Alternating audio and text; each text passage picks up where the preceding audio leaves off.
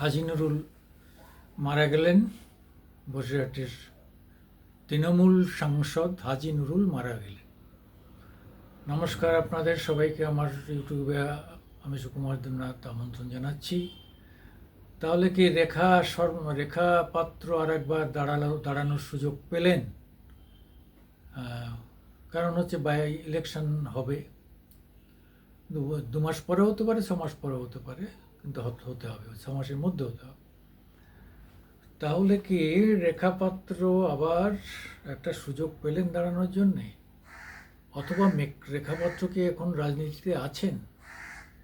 তিনি রাজনীতির সেই মানসিকতা নিয়ে আছেন?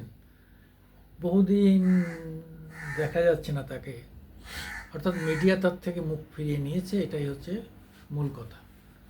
মিডিয়া না দেখালে আর তাকে দেখা যাবে কী করে? তিনিও এমন কিছু করছেন না যাতে মিডিয়া তার দিকে নজর করতে পারে। হতে পারে তার দিকে চারিদিকে প্রচণ্ড চাপ রয়েছে, থ্রেট রয়েছে, অনেকবারই তার উপর আক্রমণ করার চেষ্টা করা হয়েছে মহিলা বাহিনীদের দিয়ে, এসব অভিযোগ আছে। আমরা টিভিতে বহু নিউজে দেখেছি, আমরাও নিউজ করেছি।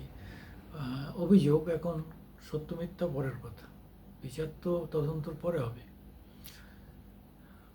তাহলে কি মনে হচ্ছে যে আবার আর একবার আমরা সেই সেই সন্দেশখালী, যে সন্দেশখালী এবার লোকসভায় প্রধান ইস্যু হয়েছিল, রাজ্যের ইস্যু শুধু নয়, এটা জাতীয় পর্যায়েও ইস্যু, ন্যাশনাল ইস্যু হয়ে গিয়েছিল। কিন্তু তাতে দেখা গেল যে লোকসভায় ভোটের প্রভাব আদৌ কিছু এদিক ওদিক হয়নি। বিপুল ভোটে জিতেছিলেন হাজী নুরুল, যদিও তার বিরুদ্ধে বিভিন্ন ধরনের অপকর্মের অভিযোগ তখন বিজেপি তুলেছিল, এবং বাদুড়িয়া, বসিরহাটে বহু জায়গায় দাঙ্গার বিভিন্ন ঘটনার সঙ্গে তার জড়িত হওয়ার অভিযোগ তুলে বিজেপি এমনকি তার প্রার্থীপদ বাতিলের চেষ্টা করেছে, সদস্যপদ বাতিলের চেষ্টা করেছে। সম্ভবত একটা মামলা এখনও পেন্ডিং আছে হাইকোর্টে। যাই হোক, আর কিছু হবে না, তিনি আমাদের ছেড়ে চলে গেছেন। ফলে হাজী নুরুলের জন্যে আমরা তার আত্মার শান্তি কামনা করতে পারি।